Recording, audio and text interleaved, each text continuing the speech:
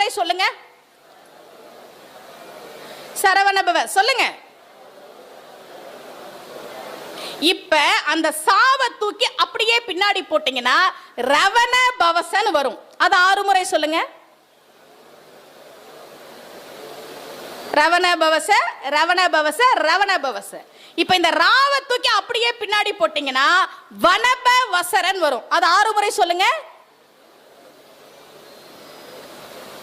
வனபவசர, வனபவசர. இப்போ அந்த வாவ தூக்கி அப்படியே பின்னாடி போட்டீங்கன்னா நபவ சரவன் வரும். அது 6 முறை சொல்லுங்க.